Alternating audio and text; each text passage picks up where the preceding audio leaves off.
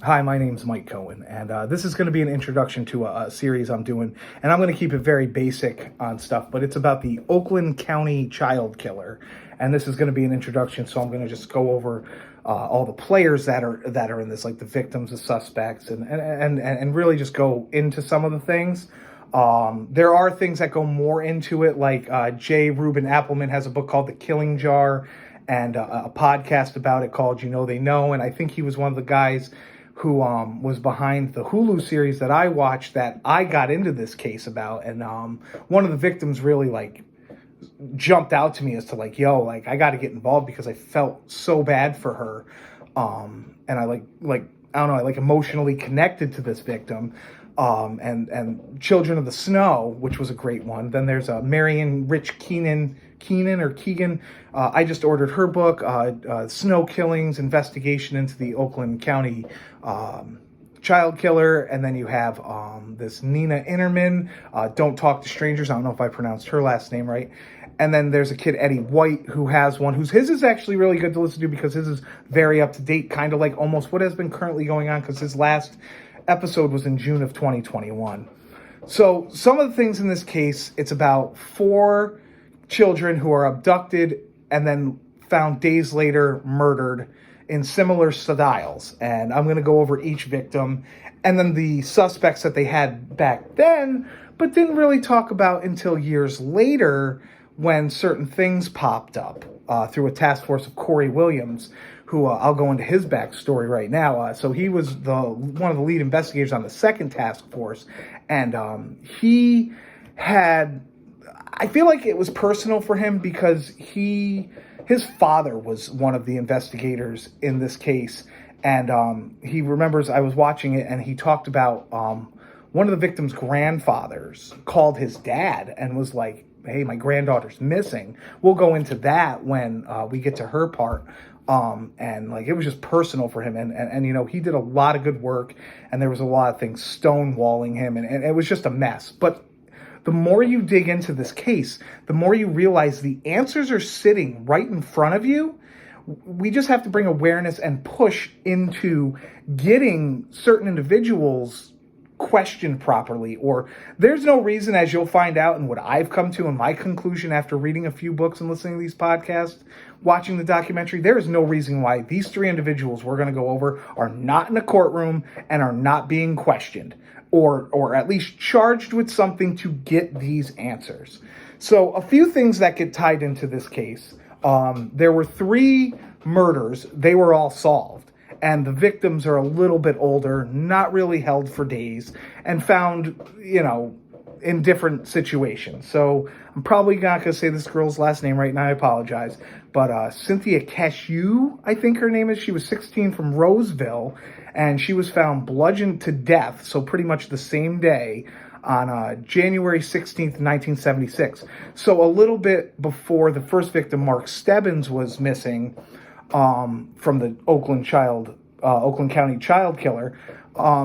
Basically, with her story, because I've heard it through some of the podcasts, is she got murdered. There was this guy that just went missing in his car. Later on, they found him. He committed suicide with the gun that was involved or whatever. And they closed that case. That guy did it. His name was Gary or something like that.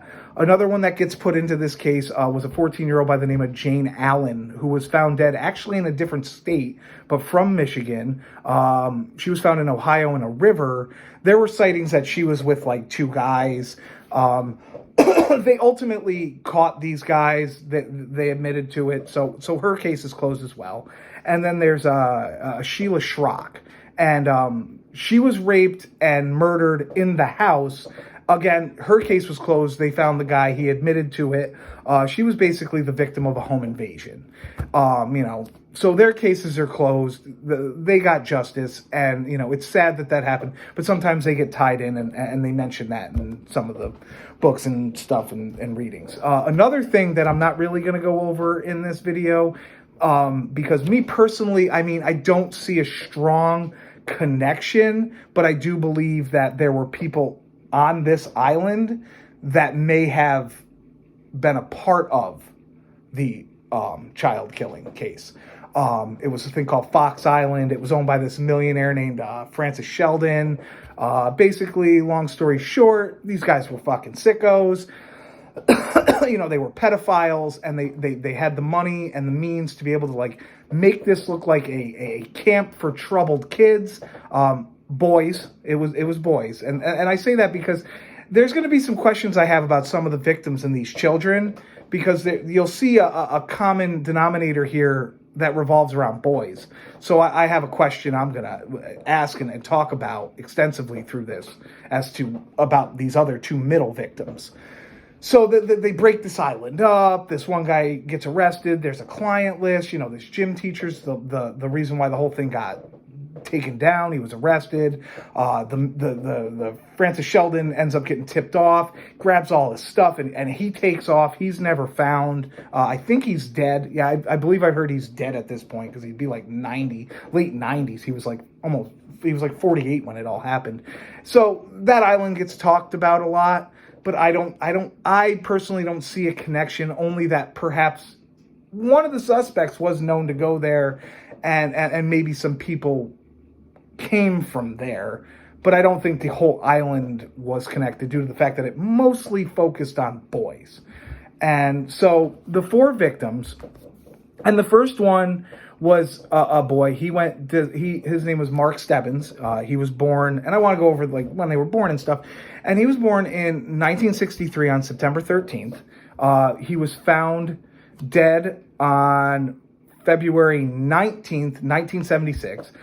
He was last seen on February 15th, day after Valentine's Day in 1976. So his story is, he was at the American Legion, and he was talking to his mother, and he wanted to go home and watch a movie. He was really into like military and war and whatnot, and there was this movie he wanted to watch, so he asked his mom, don't think anything of it, nothing's really happened.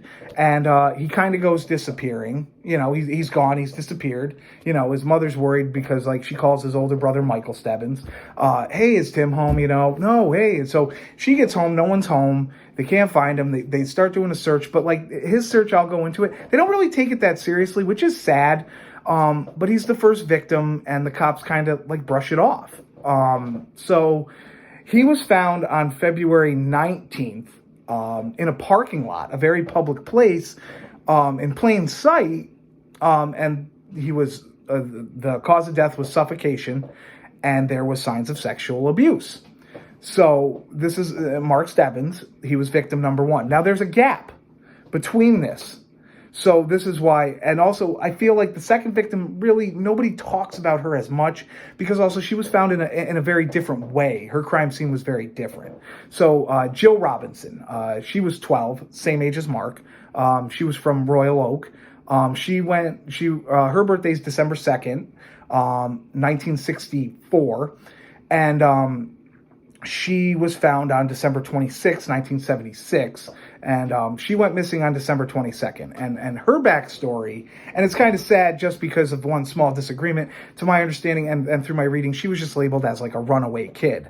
So she had a little argument, like a bullshit argument with her mom over like some dinner preparations or something. So her mom told her, just go blow off some steam. So she storms off and makes it all dramatic, packs a small book bag with probably just random things, some clothes and whatever.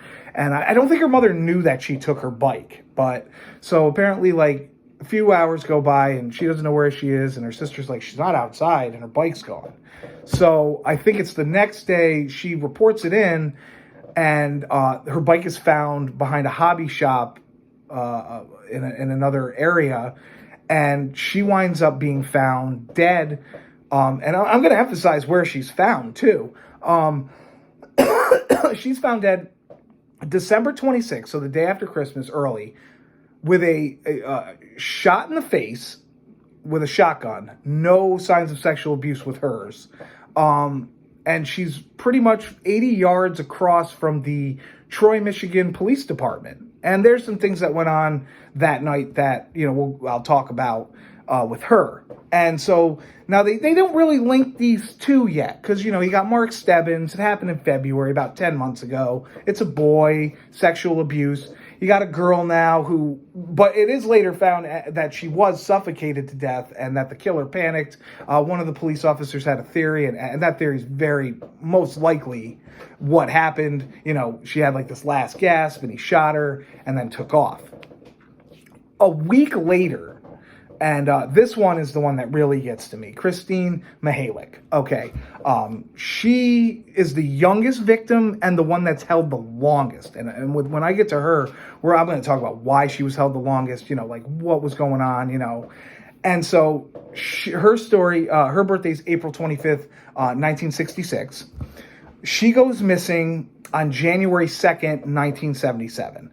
And she's like a good kid, helps out around the house and stuff. And she goes to her mom, and there's this magazine she wants to get like some candy and something to drink up the road at a 7-Eleven. She also stopped somewhere else, I found out, and I'll go into that more, which actually will come into play when you think about it. But so she asks her mom. Her mom doesn't really want her to go, not because she's really thinking about like the killings, but, I guess there's a busy intersection. She doesn't really want a 10-year-old going. But I guess, after Christine just like, begs and pleads with her mom, she's finally like, okay, you can go. So she lets her go. She gets to the 7-Eleven, and then she's just missing in the afternoon. Now, Christine is taken very seriously. One, through a lot of things I realized and found out. Like I said, I mentioned, Corey Williams, and her grandfather was a police officer who called Corey Williams' father at the time. And he was like, hey, man, my granddaughter's missing. Help me find her. So over this course, they have a team of police going door to door looking for her. There's helicopters. There's newscasts. I mean, it was covered, and a task force is being started now and whatnot, or it might have been with them, but I think they were starting it, and like they were looking for this girl, and they could not find her. And I have theories like they could have, and I think there might have been some things that I heard through other things that she might have been able to be found, and like, her mom, that whole family just seemed really sweet to me. And when she asked, like, why was she kept much longer than everybody else? And I read a comment that maybe they just enjoyed her company. And I really hope that is what is the case, because 19 days for a 10-year-old girl who was probably scared shitless, like, you just feel bad for her specifically. It's awful what happened to all of them, but because she was kept alive so long, 19 days, and it just, that one really got to me. And she's the reason why I really started digging into this case. So I'm going to try to go through this in order, because I said I would, I'm going to go over suspects too. So Christine Mihalik is found January 21st.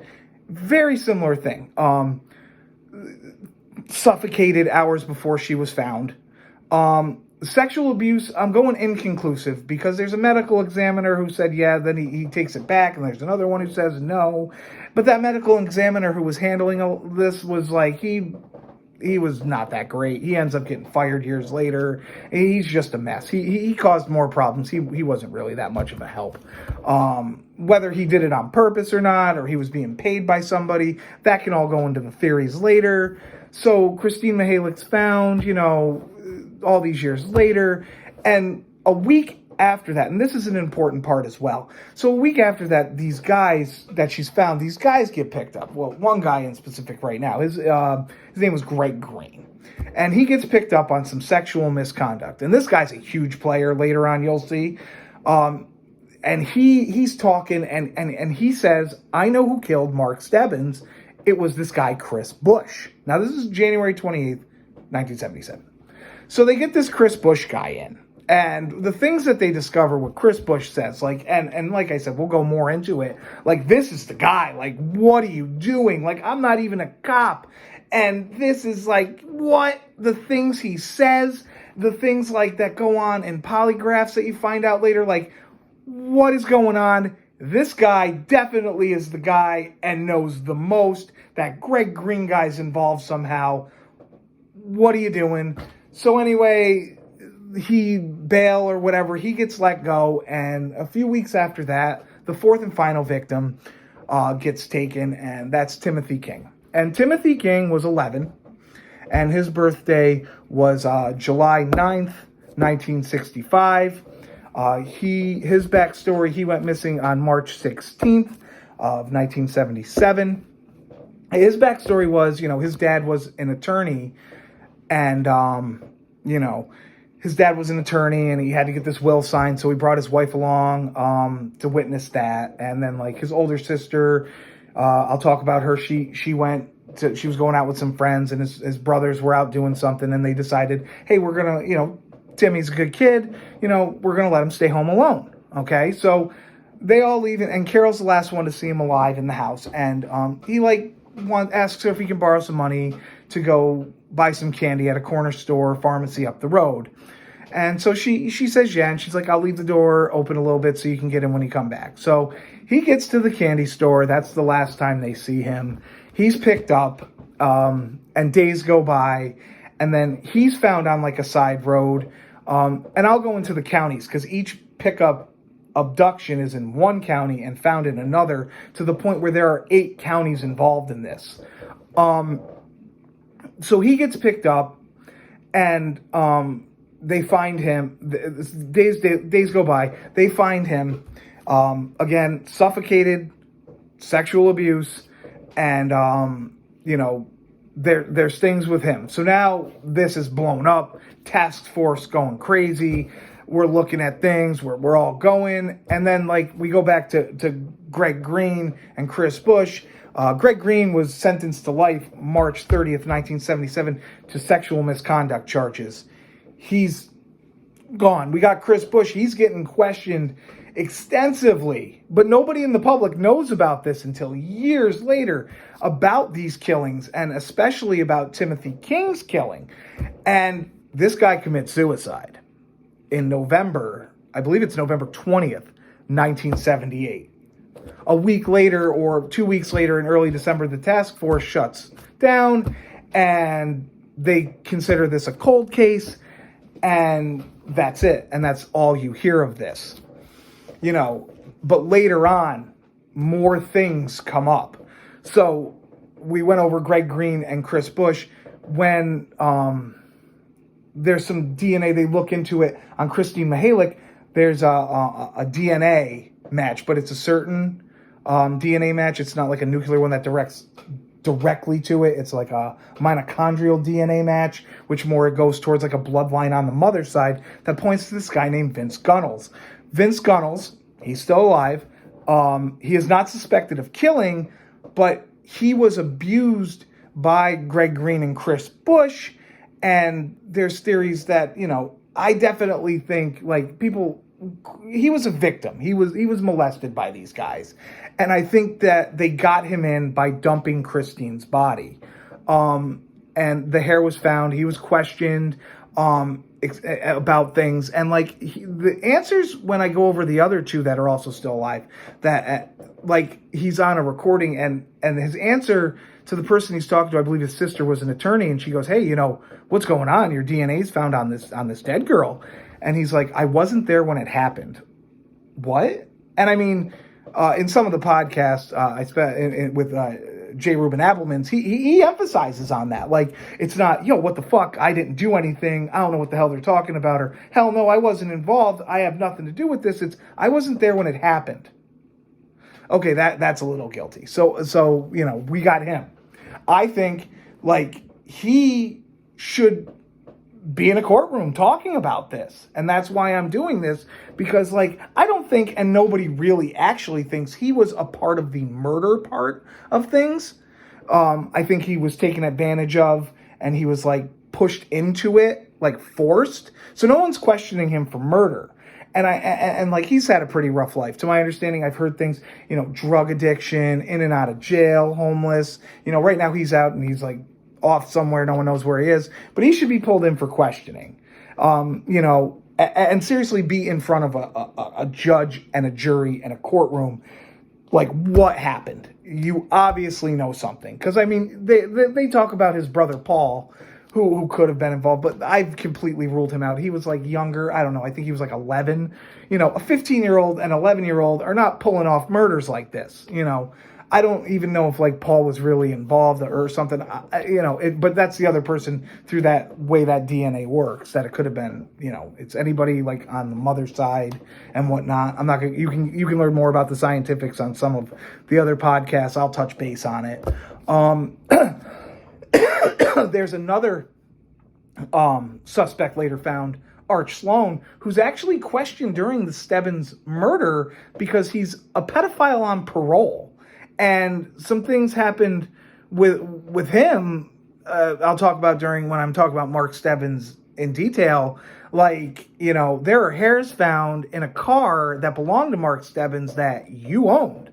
What's going on? And, this guy, I feel like they almost had him talking, and then something happened with the media and it wasn't a match, and then this guy was given a crazy deal. Like, you don't hear of these deals given to him and this other guy I'm going to talk about ever. Like, this guy is facing like 3 life sentences, and like he's a known pedophile, and they're all sexual misconduct. So like they offer him some deal where they'll drop him to like check fraud, put him in a white collar prison, and he'll be out in 10 years. And he doesn't take the deal. He does not want to talk about this case.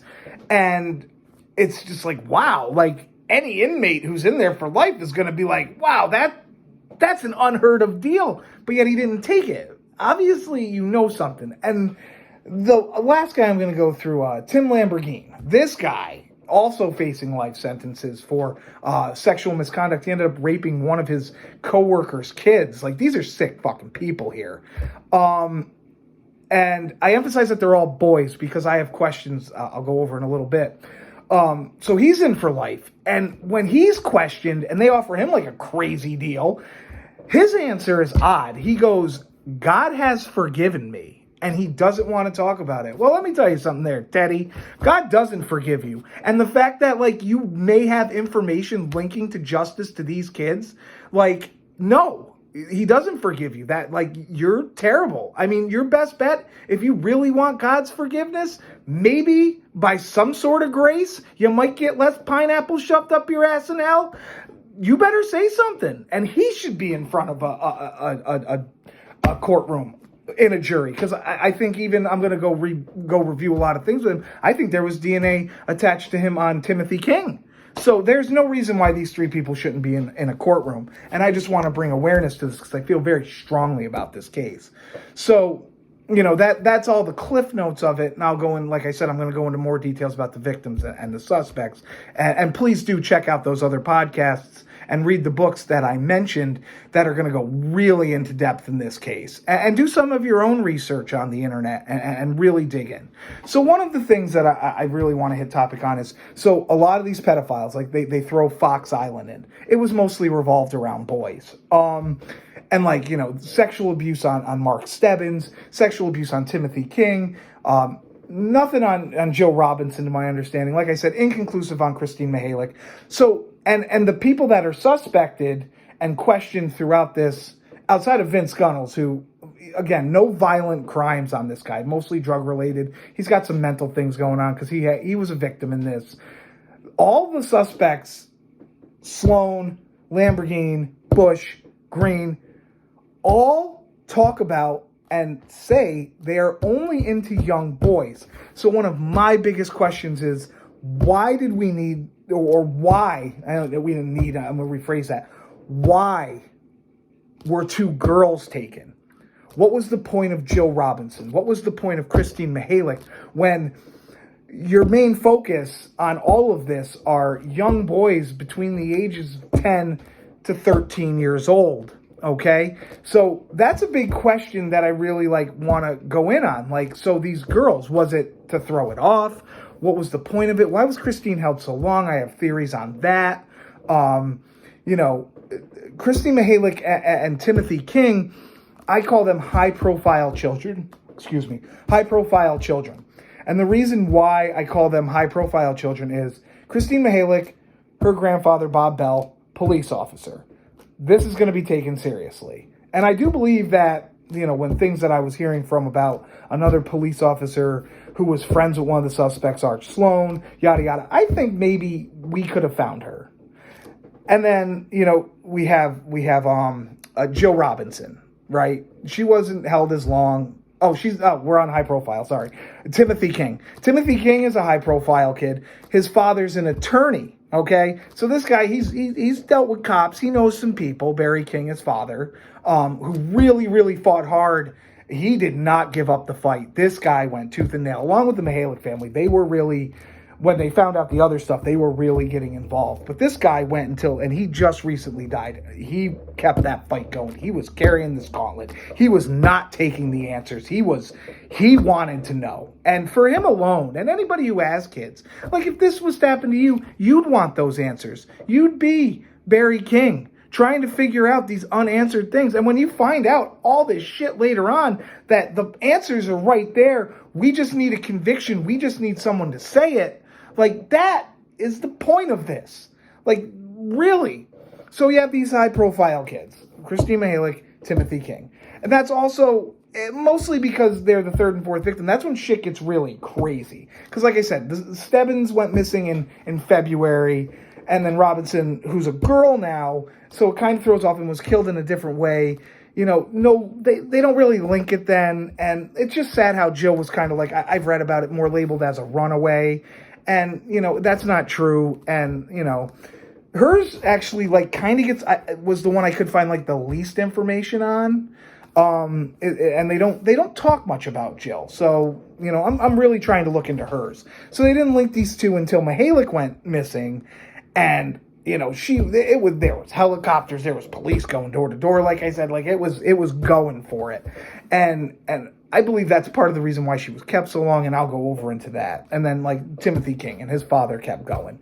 So like I said, I'm a little ranting here, going on rambling, but this is an introduction, and I'm gonna go do later episodes. Like my next episode, I'm gonna go into Mark Stebbins and Jill Robinson and kind of like what was going on and things that were happening with certain characters, suspects, later on that you find out saying things and doing things that are like, yo, that's a red flag. What are we doing?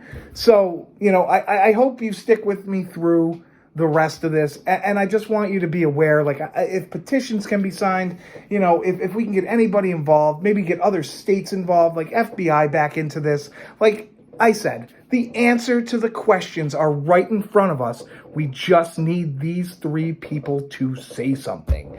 And I feel like there is so much probable cause to get these guys in a courtroom answering these questions for everyone, and especially the families.